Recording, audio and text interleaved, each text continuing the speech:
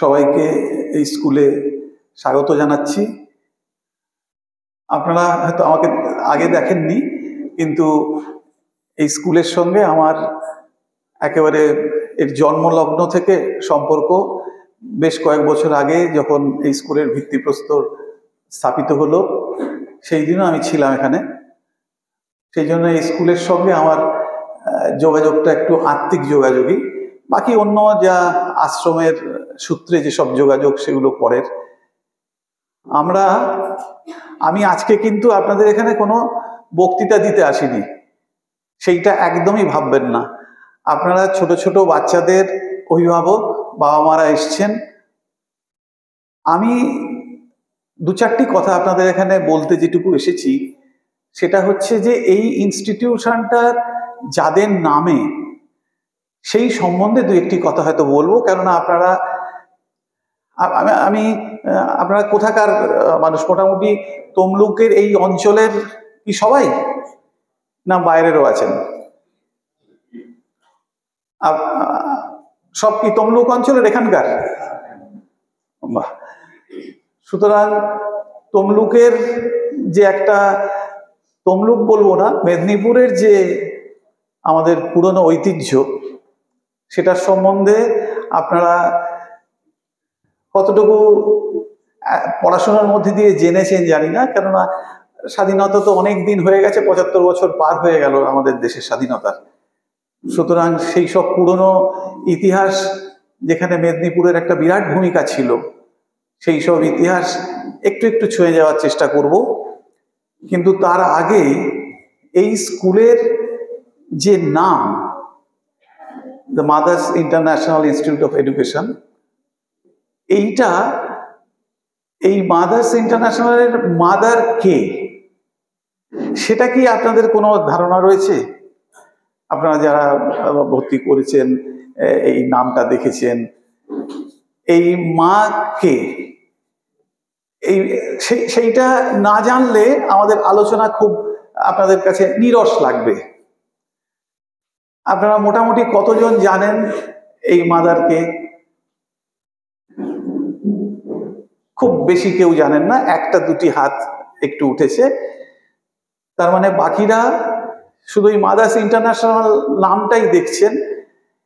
আর আপনারা শুনছেন যে শ্রী অরবিন্দ আশ্রমের একটা কিছু ব্যাপার স্যাপার আছে এখানে। শ্রী অরবিন্দ আশ্রমের পক্ষ থেকে এই স্কুলের প্রতি তাদের সমর্থন আছে, তাদের অনুমতি নিয়ে আমরা স্কুল করেছি। শ্রী অরবিন্দর নামটা আপনাদের এখানে এই স্কুলে দেখুন, নামের মধ্যে কোথাও কিন্তু শ্রী অরবিন্দ নেই, কিন্তু মুখে মুখে আমরা বলছি শ্রী অরবিন্দ। শ্রী অরবিন্দের নামটা আপনারা যারা আজকে অভিভাবকরা এসছেন, তার নাম মোটামুটি কতজন শুনেছেন? কিছু, এতে কোনো ইয়ে নেই, দ্বিধা করবেন না। সেটাও অল্প কিছু, একটু আস্তে, সেটাও খুব বেশি নয়, অল্প কিছু মানুষ শ্রী অরবিন্দের নাম শুনেছেন। সুতরাং আমরা ধরে নিতে পারি যে আজকের প্রজন্ম যারা অভিভাবক হয়ে আমাদের সামনে এসেছেন, ছাত্রছাত্রীদের ভর্তি করছেন, তাদের বিদ্যারম্ভ হচ্ছে, তারা যে স্কুলে এসছেন সেই স্কুল কাদের আদর্শে অনুপ্রাণিত, সেই মানুষদের সম্বন্ধে হয়তো ততটা জানা নেই। খুব একটা ভালো স্কুল হয়েছে, এখানে পড়লে ছেলেমেয়েদের ভবিষ্যৎ ভালো হবে, এইটা ভেবেই আপনারা আসছেন। এর বেশি হয়তো কিছু ভাবছেন না এখনই, এর বেশি ভাববার প্রয়োজনও হয়তো নেই। কিন্তু যাদের নামে এই প্রতিষ্ঠান, সেই প্রতিষ্ঠানের যারা প্রাণপুরুষ, যাদের নিয়ে আমরা করেছি, তাদের সম্বন্ধে একটু না জেনে নিলে, বিশেষ করে অভিভাবকদের, যার জন্য আমার আজকে আরো আসা, একটু না জেনে নিলে যারা ছাত্রছাত্রী, যারা এই স্কুলে পড়াশোনা করবে, তারা তো এখানে থাকতে থাকতে কিছুটা জানবে, কিন্তু তাদের বাবা মারও একটু জানা দরকার। আর আমি নিশ্চিত যে এখানে যেসব বাচ্চারা পড়াশোনা করবে, তারা শ্রী অরবিন্দ সম্বন্ধে, মায়ের সম্বন্ধে, ভারতবর্ষের সমস্ত মনীষীদের সম্বন্ধে জানতে জানতেই বড় হবে। আপনাদের জানার মধ্যে যেটুকু ফাঁক থাকবে, যেটা আমি ভরতে পারবো না, সেইগুলো কিন্তু এই ছাত্রছাত্রীরা ভরে দেবে আর কিছুদিন পরে। তারা দেখবেন অনেক বেশি জেনে গেছে এখান থেকে।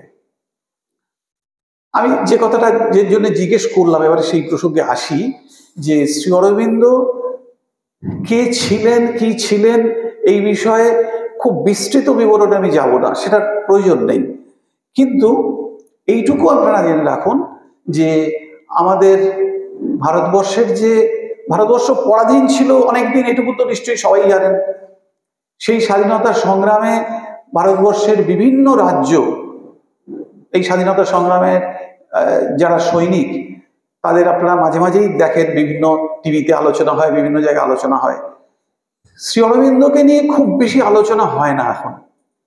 কেন হয় না? তিনি স্বাধীনতা সংগ্রামের একটা পর্যায়ের পর পন্ডিচেরিতে চলে গেছিলেন অন্য একটি দায়িত্ব নিয়ে। সে দায়িত্বর কথা আজকে থাক। কিন্তু যে সময়ে তিনি এখানে ছিলেন, সে সময় তার একটা সারা ভারতবর্ষের স্বাধীনতা সংগ্রামকে একেবারে শুরু করা, যেমন এই স্কুল শুরু হচ্ছে তেমনি স্বাধীনতা সংগ্রামটা শুরু করা, সেই শুরু করার সময় 10 বছর তার একটা বিশেষ ভূমিকা ছিল। শুধু পশ্চিমবঙ্গ বা পূর্ববঙ্গ বা অবিভক্ত বাংলা নয়, সারা ভারতবর্ষের জন্য তিনি একজন প্রধান মানুষ ছিলেন। আজকে বলতে এসছি কেন, মেদিনীপুরের সঙ্গে তার কি সম্পর্ক, গল্পের মতন শোনাবে আপনাদের কাছে। যে শ্রী অরবিন্দ 1872 সাল, মানে 153-54 বছর আগে শ্রী অরবিন্দ কলকাতায় জন্মেছিলেন। 15ই অগস্ট, যে দিনে আমাদের স্বাধীনতা লাভ হয়েছে। আমাদের ইন্ডিপেন্ডেন্স ডেটা তো জানেন, যে 15 অগস্ট 1947। এই দিনটাতেই আবার শ্রী অরবিন্দের জন্মদিন, যার জন্য দুটো একসঙ্গে পরে সবাই স্বাধীনতা দিবস যেমন পালন করে, শ্রী অরবিন্দের জন্মদিনও সেরকম পালন করে, সারা ভারতবর্ষ জুড়েই পালন করে। এই শ্রী অরবিন্দের সঙ্গে মেদিনীপুরের কি সম্পর্ক? আমরা হঠাৎ করে তো আর এখানে শ্রী অরবিন্দর নাম দিয়ে একটা স্কুল করলাম তা তো নয়। মেদিনীপুরের সঙ্গে তার একটা দীর্ঘ সম্পর্ক আছে, এবং সে পারিবারিক সম্পর্ক। শ্রী অরবিন্দের দাদামশাই, তার নাম তিনি ছিলেন রাজনারায়ণ বসু, মায়ের বাবা। তিনি তখন অবিভক্ত বাংলা এবং দেশ আমাদের পরাধীন ছিল। সেই সময় দীর্ঘদিন মেদিনীপুর জেলার স্কুলে তিনি হেডমাস্টার মশাই ছিলেন অনেক দিন, এবং সেই হেডমাস্টার মশাই থাকাকালীনই তার অনেক কাজ, যা মেদিনীপুরবাসীর, যারা একটু মেদিনীপুরের পুরনো লোক, বেশিরভাগ সেই সময়কার লোকের তো প্রশ্ন নেই, যারা পরম্পরায় কিছুটা শুনেছেন, কিছুটা যারা বিদ্যালয়ের সঙ্গে পড়াশোনার চর্চার মধ্যে আছেন, তারা জানেন যে রাজনারায়ণ বাবু বাইরে থেকে এসে মেদিনীপুরে সেটেল করেছিলেন, এবং এইখানে মেদিনীপুরের জন্য তিনি কি করে গেছিলেন। তারই বড় মেয়ে স্বর্ণলতা, সেই বড় মেয়ের বিবাহ হয়েছিল এখানে মেদিনীপুরে। বড় মেয়ের বিবাহ হয়েছিল একজন সিভিলিয়ানের সঙ্গে, সিভিলিয়ান মানে ডাক্তার, কৃষ্ণধন ঘোষ, তার সঙ্গে বিবাহ হয়েছিল। এই বিবাহে কলকাতার সমস্ত বড় বড় মানুষরা এসেছিলেন, এই মেদিনীপুরে এসেছিলেন। এই কৃষ্ণধন ঘোষ এবং স্বর্ণলতার তৃতীয় সন্তান শ্রী অরবিন্দ। আরো 5টি সন্তান ছিল, তৃতীয় সন্তান শ্রী অরবিন্দ। শ্রী অরবিন্দ সম্বন্ধে যখন আমরা একটু ভাবি, বলতে যাই, তখন আমাদের দেখতে হবে তার পারিবারিক পেছন দিকটা কিভাবে গড়ে উঠেছিল। শ্রী অরবিন্দ মাত্র 7 বছর বয়সে তাকে তার বাবা পাঠিয়ে দিয়েছিলেন ইংল্যান্ডে। আপনারা যারা পরে এসছেন, আমি শ্রী অরবিন্দ সম্বন্ধে একটু বলছি, যে নামের স্কুলে গিয়ে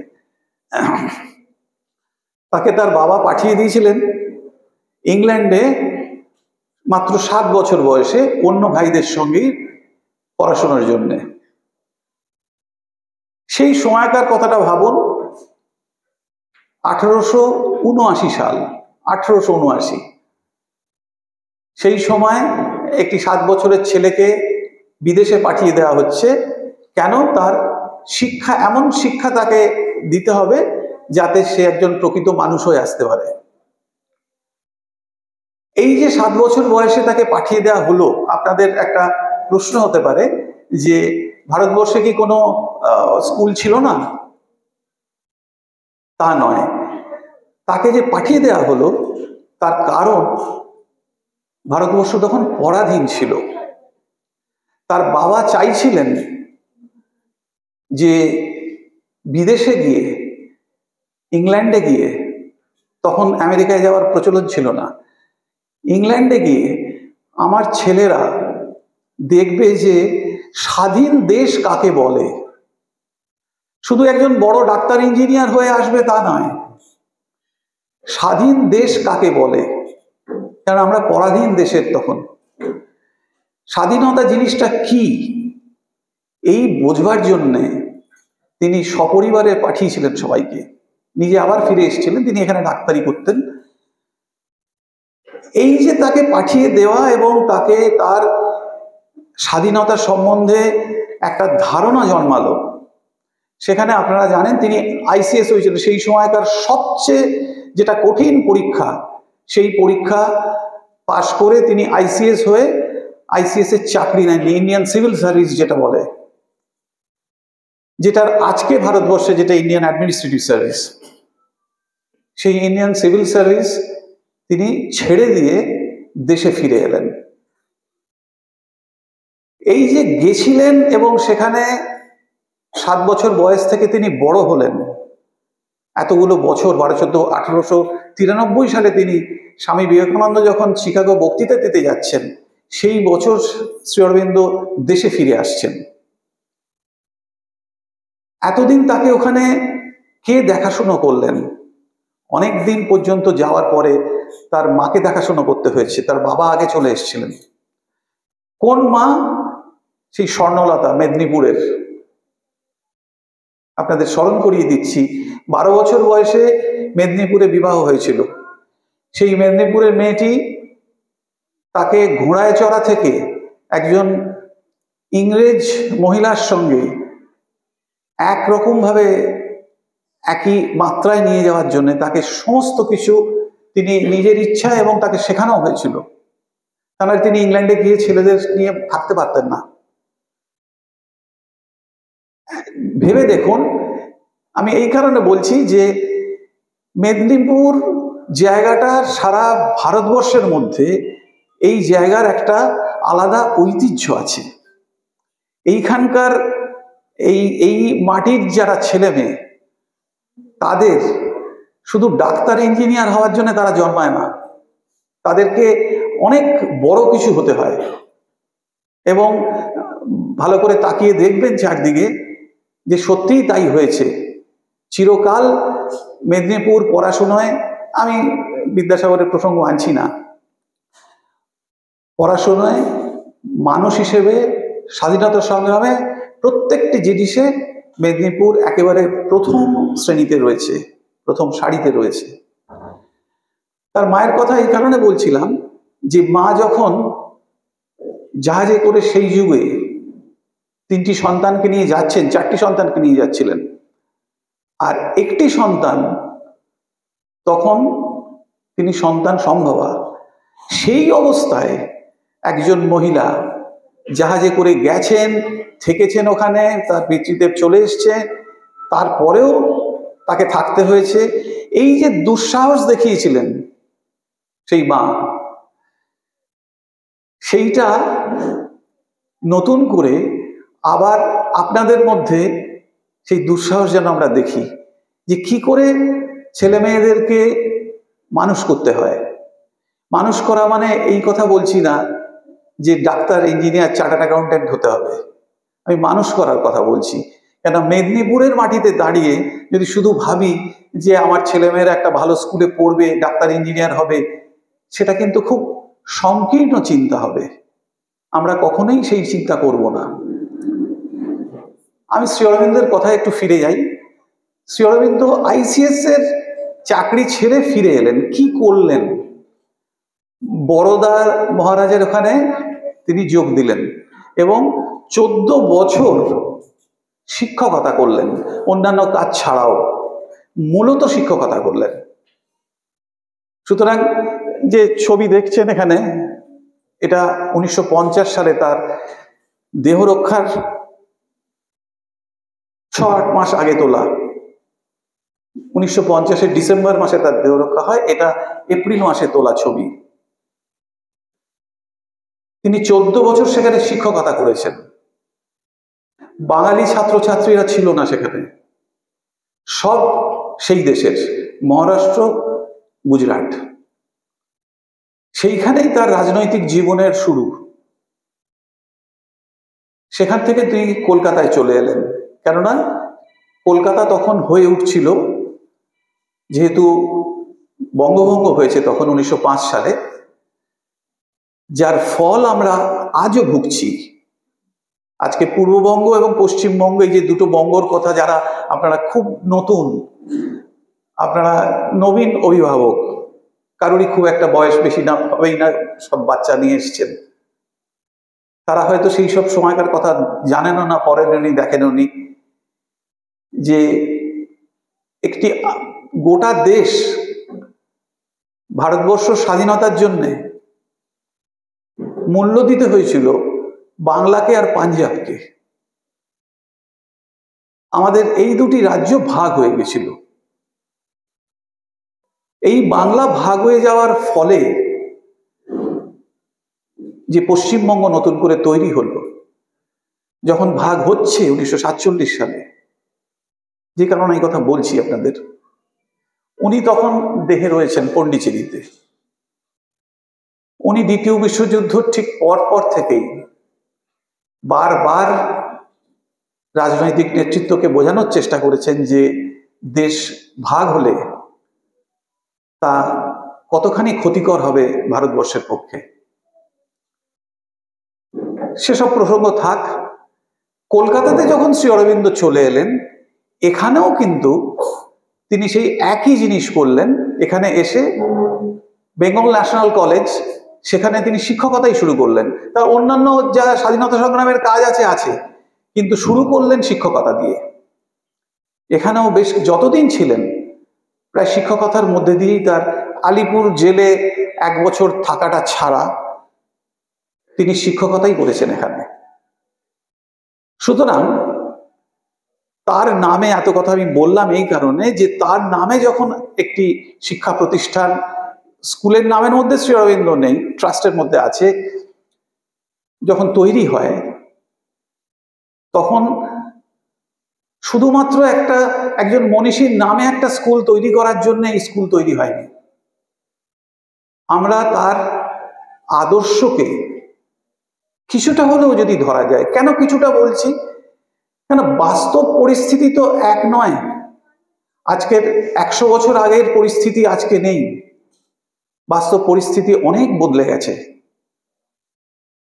সেই পরিস্থিতির সঙ্গে মিলেমিশে আমাদের এগিয়ে যেতে হবে। মিলেমিশে এগিয়ে যেতে গিয়ে আমরা যদি সর্বস্ব বিকিয়ে দিই, তাহলেও চলবে না।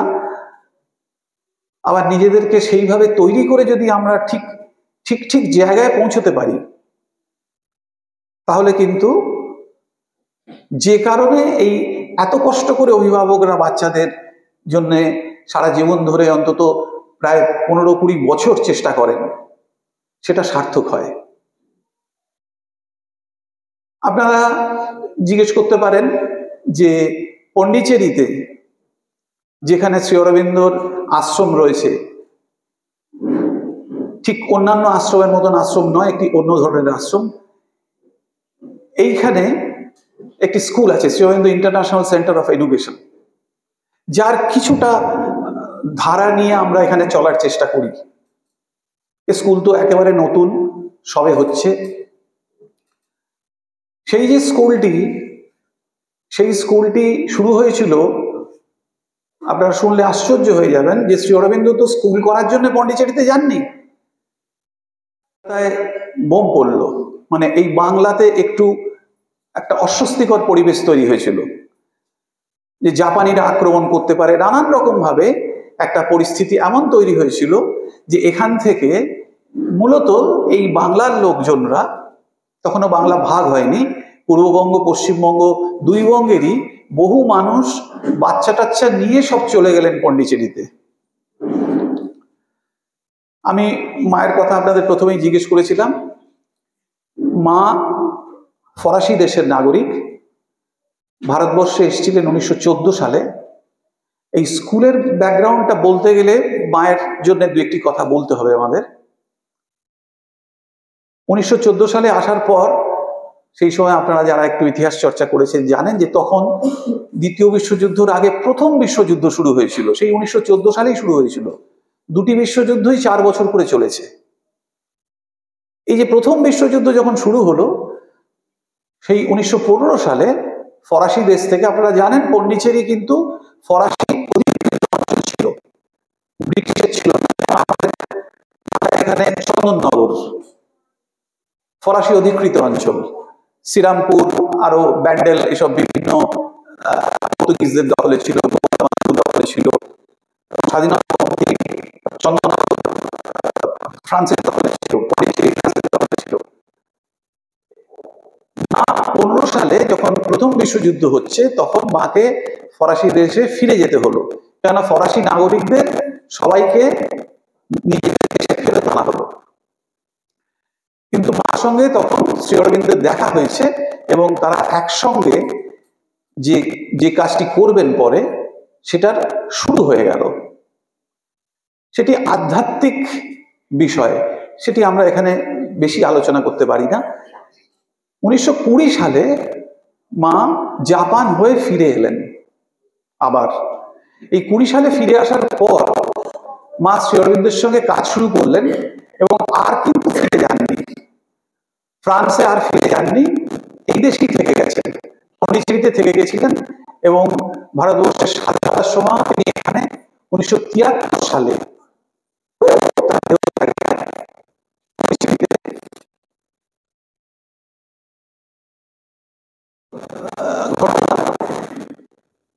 কিন্তু কেন উৎসাহে এই স্কুল শুরু হয়েছিল? কেন? এতগুলো ছেলে মেয়ে নিয়ে যে সমস্ত বাংলা থেকে যেসব পরিবার তখন সেখানে চলে গেছেন, তাদের ছেলে মেয়েরা রাস্তায় রাস্তায় এটি ঘুরে বেড়াবে, সেই জন্য মা এই স্কুল শুরু করেছিলেন। সাধারণ যে সমস্ত স্কুল, আমরা যে সমস্ত স্কুলে পড়ে এসেছি, আপনারা যে সমস্ত স্কুলে এখানে পড়ে এসেছেন, সেই সমস্ত স্কুলের পড়াশুনো হয়। সেই পড়াশোনার সঙ্গে আমরা সেখানকার যে পড়াশোনার ধারা, তাকে কি করে এখানে একটুখানি আমরা অ্যাডাপ্ট করতে পারি। পন্ডিচেরি স্কুলে যে ধারায় পড়াশুনো হয়, সেই ধারায় পড়াশুনো সারা ভারতবর্ষে শুরু করার জন্যে প্রতি 4-5 বছর অন্তর ভারত সরকারের পক্ষ থেকে একটা করে টিম যায় যে কিভাবে এখানে পড়াশোনা হচ্ছে। কিন্তু দুর্ভাগ্যের বিষয় যে আমাদের যে সিস্টেমে চলছে, সারা ভারতবর্ষ জুড়ে যে সিস্টেমে পড়াশোনা চলছে, তাকে পরিবর্তন করা এত কঠিন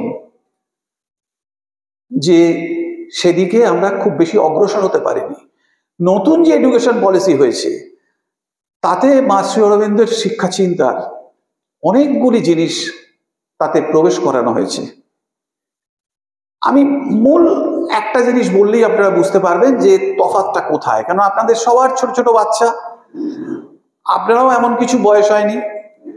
আমি যদি আপনাদেরকে জিজ্ঞেস করি, যত অভিভাবক আছেন তারা তো কিছু না কিছু কাজ করেন, কেউ চাকরি করেন, কেউ চাষবাস করেন, কেউ ব্যবসা করেন।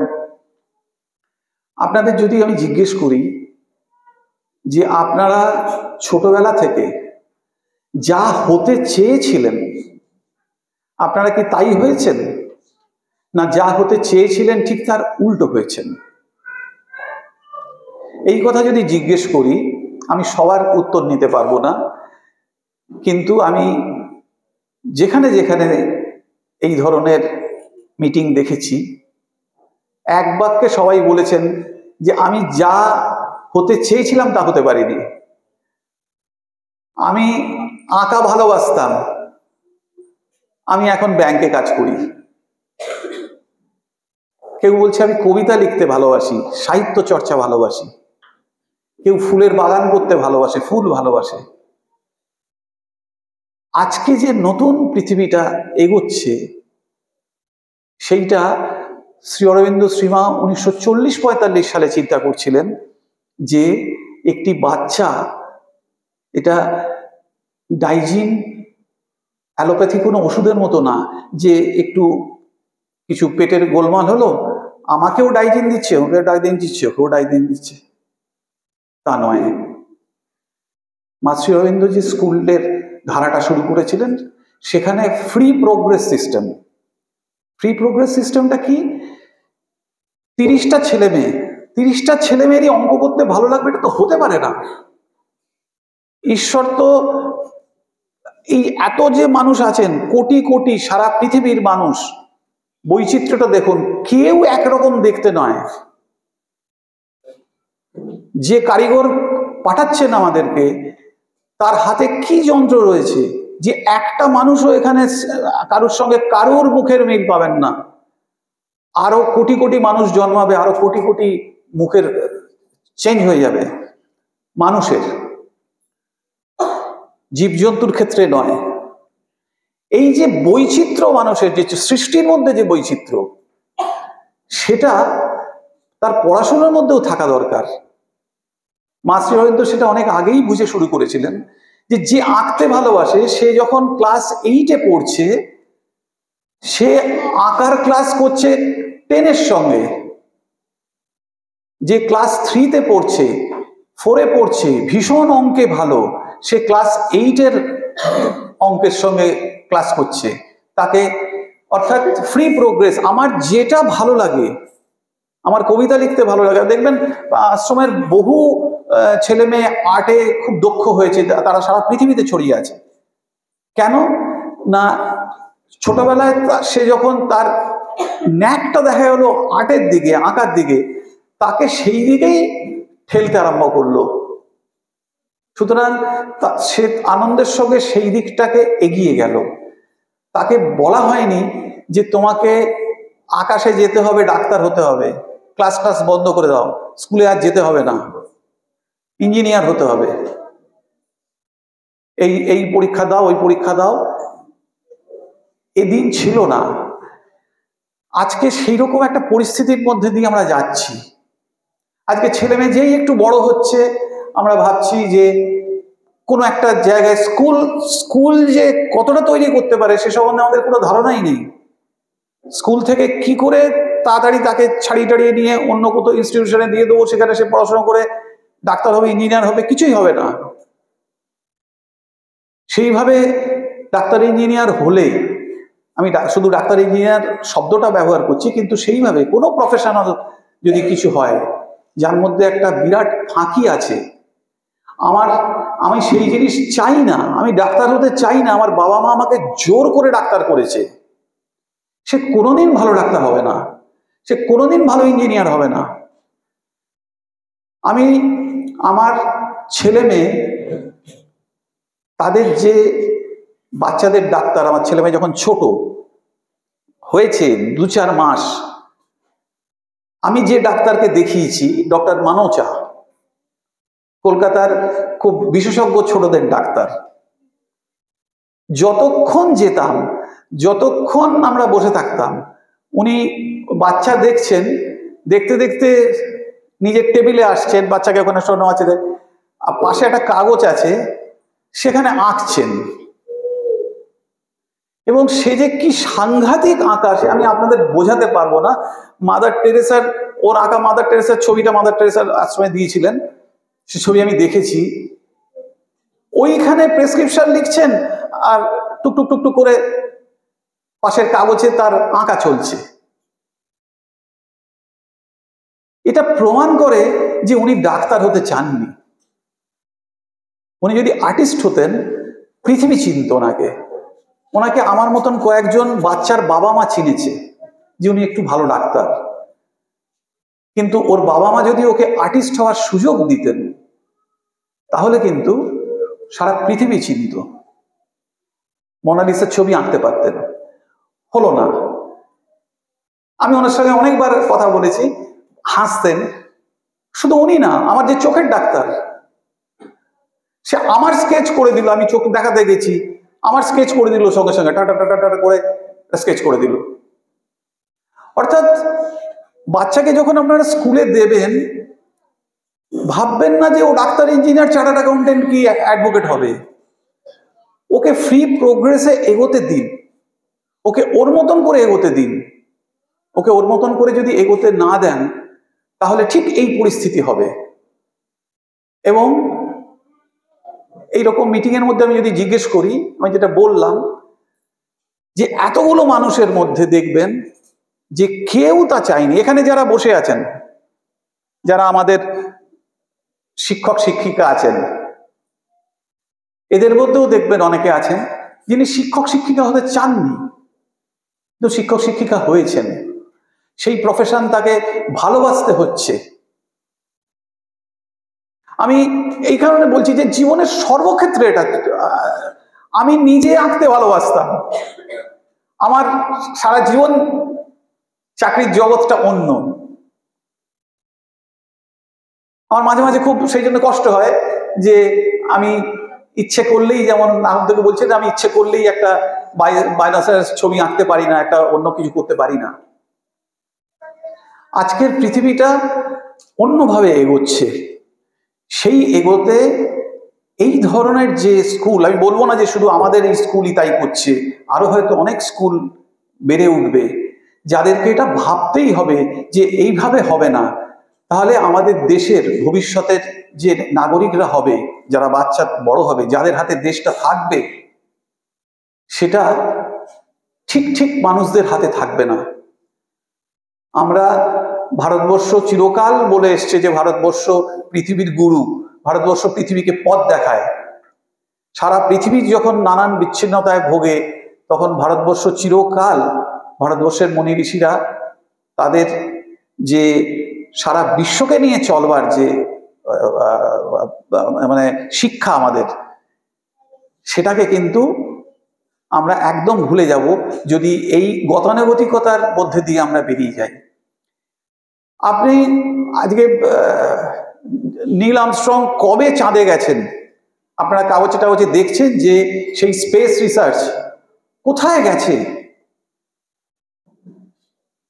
এই খড়গপুর আইআইটির ছাত্র, 2-3 দিন আগে আমি দেখলাম, খড়গপুর আইআইটির ছাত্র, তিনি স্পেস রিসার্চের হেড হয়েছেন, এই মেদিনীপুরের ছাত্র। তিনি বাংলার মানুষ না হতে পারেন, এই মেদিনীপুরের মাটি থেকে তার ভিত্তি হয়েছে। কোথায় চলে গেছেন? তিনি কি এই সমস্ত ইনস্টিটিউশনের পেছনে ছুটেছিলেন? তারা স্কুলের লেখাপড়া শিখেই বড় হয়েছেন।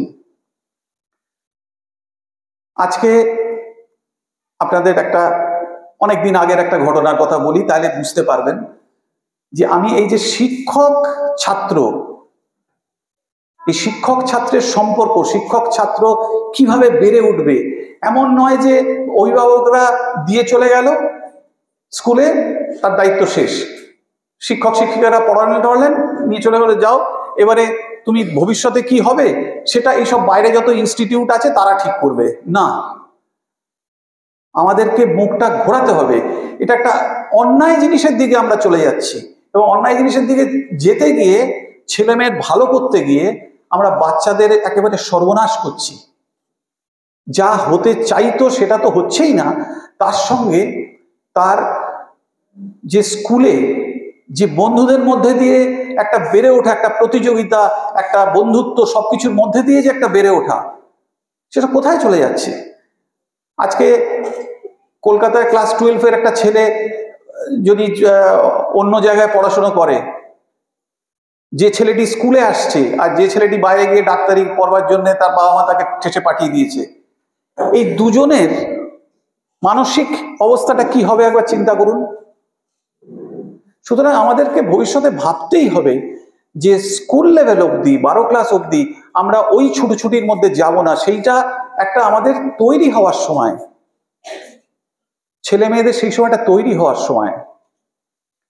শিক্ষকরা এখনো এত খারাপ হয়ে যাননি যে তারা যারা ছোটবেলা থেকে শিক্ষা দিয়ে আসছেন 11-12 আর শিক্ষা দিতে পারবেন না, সেটা তার জন্য আমাকে অন্য জায়গায় যেতে হবে, তা মোটেই নয়। এই জিনিসটা আমি এই শিক্ষক এবং ছাত্রছাত্রী, আমি আপনাদের একটা ঘটনা বললে আপনারা বুঝতে পারবেন কেন বলছি এই কথা। দ্বিতীয় বিশ্বযুদ্ধের সময় আপনারা যারা অনেকে আছেন, সেকেন্ড ওয়ার্ল্ড ওয়ার জানেন, আমাদের ভীষণ সর্বনাশ হয়েছে পৃথিবীর অনেক কিছু যা ঐতিহ্য ছিল তা সব বদলে গেল দ্বিতীয় বিশ্বযুদ্ধের পর।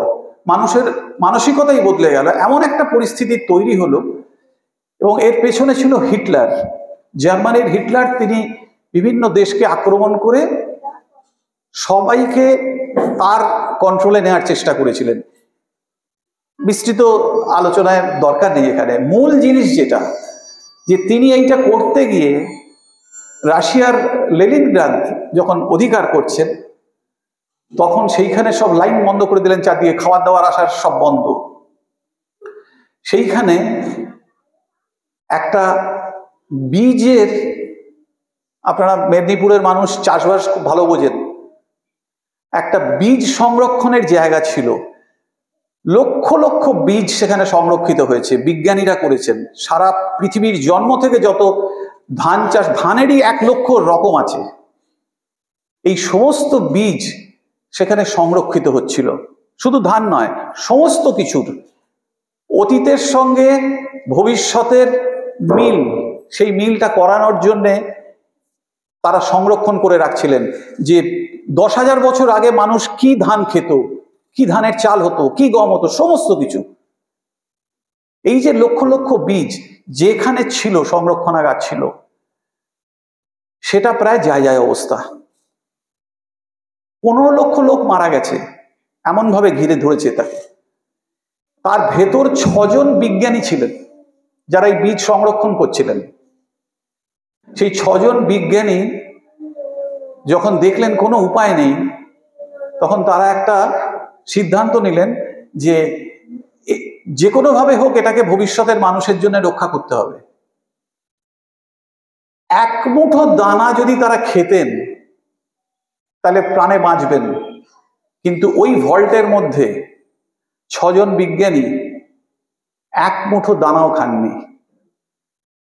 যখন যুদ্ধ শেষ হলো, তখন দেখা গেল সেই ভল্টের মধ্যে 4 জন মৃত পড়ে আছেন, 1 জন অর্ধমৃত, আর 1 জন ওই ভল্টের ভেতরেই যে হাত বাড়ালে বস্তা বস্তা বস্তা বস্তায় সমস্ত বীজ দানা রয়েছে, হাত বাড়ালেই 1 মুঠো বীজ দানা মুখে দিলে তিনি বেঁচে যেতেন। খাননি।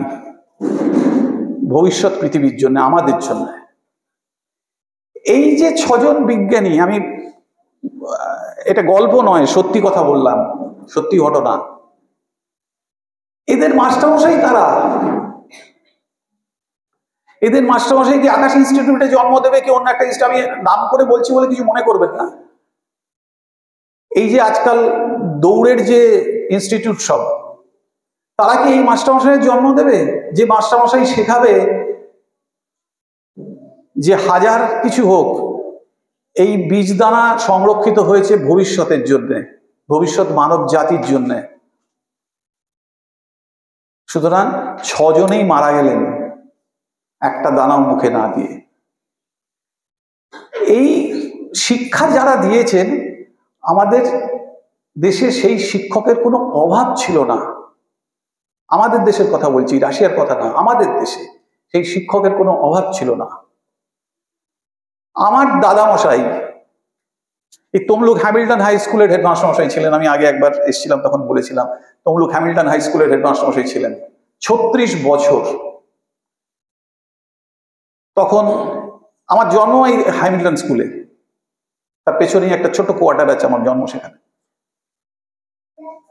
এই স্কুল থেকে 63 সালে তিনি রাধাকৃষ্ণনের কাছে প্রেসিডেন্ট অ্যাওয়ার্ড পেলেন। তখন এই যুগটাই আলাদা, এত কিছু প্রোপাগান্ডা ছিল না। ঠিক ঠিক লোকরা ঠিক ঠিক লোকদের খুঁজে বার করতেন। তার ছাত্ররা, আমার দাদামশাইয়ের ছাত্ররা বলার কিছু, বহু বিজ্ঞানী থেকে জজ থেকে কত কিছু হয়েছেন। আমি জাস্ট উদাহরণটা দিলাম এই কারণে যে তিনি কখনো ভাবেননি যে তার ছেলে মেয়েরা কি হচ্ছে। তিনি তার ছেলে মেয়েকেও তিনি ছাত্রছাত্রী হিসেবেই দেখতেন। তার ছেলেরা কেউ দিকপাল হয়নি, তাতে কি তার কোনো ক্ষোভ ছিল না। তার অন্য ছাত্ররা দিকপাল হয়েছে। মেদিনীপুর সেই জায়গা যা এই ধরনের শিক্ষকের জন্ম দিয়েছে, এই ধরনের ছাত্রছাত্রীদের জন্ম দিয়েছে। সুতরাং আপনারা যখন এই স্কুলে নিয়ে আসছেন, আমাদের মূল চিন্তাটাই তাই যে আমরা এই যে আজকের যে সিস্টেম চলছে শিক্ষা ব্যবস্থা, তার মধ্যে থেকে কি করে একটা এই ছোট ছোট বাচ্চাদের যা ভালো লাগে না তা শেখানোর হাত থেকে রক্ষা করতে পারি।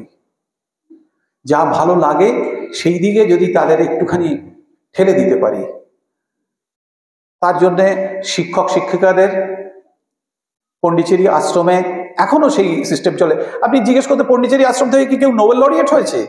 দরকার নেই হওয়ার, মানুষ হয়েছে। যার যেটা ভালো লাগে সে সেটা করেছে। আমি জানি না, ঘড়ি নেই আমার কাছে, সময় বোধহয় হয়ে গেছে, 40 মিনিটে কত একটা ছিল। আজকে আমার বলার যেটুকু উদ্দেশ্য ছিল সেটা হচ্ছে যে বছরে বছরে দলে দলে এখানকার যারা মানুষজন, যখন আমরা এখানে শুরু করেছিলাম তখন আপনাদের সহযোগিতায় প্রথম বছরে অনেক ছাত্রছাত্রী ভর্তি হয়েছে, যারা পড়াশোনা শুরু করেছে তাদেরকে আমি যে ফ্রি প্রোগ্রেস সিস্টেমের কথা বললাম, সেই ফ্রি প্রোগ্রেস সিস্টেমের মধ্যে দিয়ে যাতে আমরা এগিয়ে নিয়ে যেতে পারি সেই সাহায্যটা আপনারা করবেন। আপনারা নতুন যারা ভর্তি করতে আসছেন তারা কখনো ভাববেন না যে একটা সাবজেক্ট কম পড়ানো হচ্ছে কি হচ্ছে এই নিয়ে ভাববেন না। দেখবেন যে আপনার আপনার যে ছেলে মেয়ে, সেই ছেলে মেয়ে এখানে কিছুদিন পড়ার পর যখন তার সঙ্গে আপনি কথা বলবেন তখন দেখবেন যে একটু অন্যরকম লাগছে। আর 10টা ছাত্রছাত্রীর সঙ্গে যখন কথা বলবেন আর আমাদের এই স্কুলের ছাত্রছাত্রীর সঙ্গে যখন কথা বলবেন দেখবেন একটু অন্যরকম লাগছে, একটু অন্যরকম ভাবে ভাবছে। আজকে আর একটা ছাত্রছাত্রীর ভাবনার কোনো শেষ নেই। একটা ছাত্রছাত্রী যে কি হতে পারে আর না পারে, আমি শুধু ফুল বললাম, আজকে দাবা এক খেলার, দেখুন প্রত্যেকটা জিনিস আজকে আমাদের সামনে যা আমাদের সময় ছিল না, গত 10-20 বছরে বিভিন্ন দিক খুলে গেছে, যেটা একটা বিরাট সুযোগ আমাদের ছাত্রছাত্রীদের সামনে, আমাদের সামনে যেটা ছিল না। এই যে 100টা দিক খুলে গেল, সেই 100টা দিকে যার যা ন্যাক আছে তাকে সেদিকে ঠেলে না দিয়ে আমরা যদি সেই গতানুগতিক চিন্তাতে থাকি যে এই স্কুলে পড়লে ডাক্তার হবে, এই স্কুলে পড়লে চার্টার্ড অ্যাকাউন্টেন্ট হবে, এর মধ্যে যদি থেকে যাই তাহলে আমরা ছাত্রছাত্রীদের শুধু না দেশেরও তাতে ভালো হবে না। রাজ্য তো দূরের কথা, সারা বিশ্বের কিছু ভালো হবে না। সেই জন্যে আমাদের এই স্কুল এমনভাবে তৈরি হবে যাতে আমাদের এই স্কুল থেকে, আর আপনারা জানেন একসময় তাম্রলিপ্ত বন্দর, আজকে কত বছর আগের একটু নিজেদের ইতিহাস একটু খুঁজে দেখবেন, হিউয়েনসাং চীন থেকে সেই তাম্রলিপ্ত বন্দরে নেমেছিলেন। তাম্রলিপ্ত একটা অন্য জায়গা। সুতরাং এই জায়গার যে গরিমা সেটা ধরে রাখতে গেলে এখানকার মানুষদেরই ধরে রাখতে হবে, আমাদের এখানকার ছাত্রছাত্রীদের ধরে রাখতে হবে।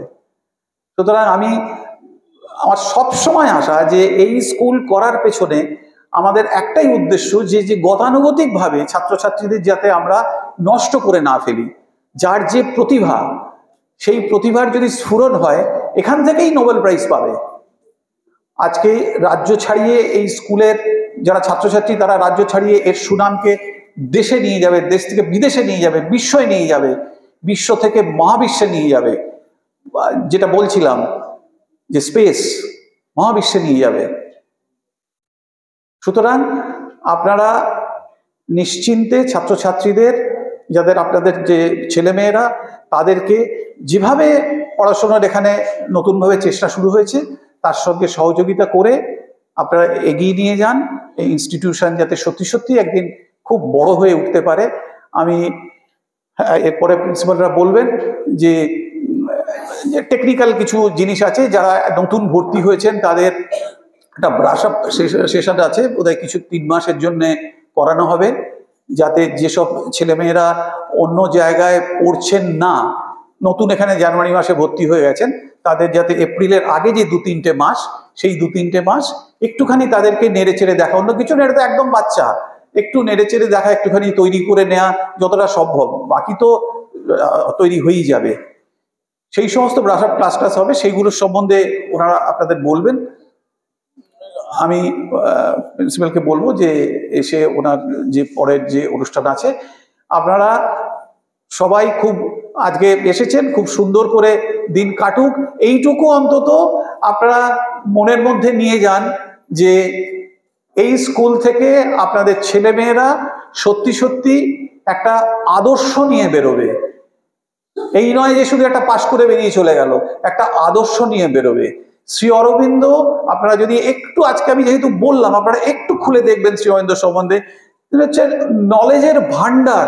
আজকে যে এই যে গুগল, যত লোকের হাতে মোবাইল আছে, এই যে গুগল ঘাঁটছে সবাই, কখনো ঠিক কখনো বেঠিক বিভিন্ন জিনিস রয়েছে গুগলের মধ্যে।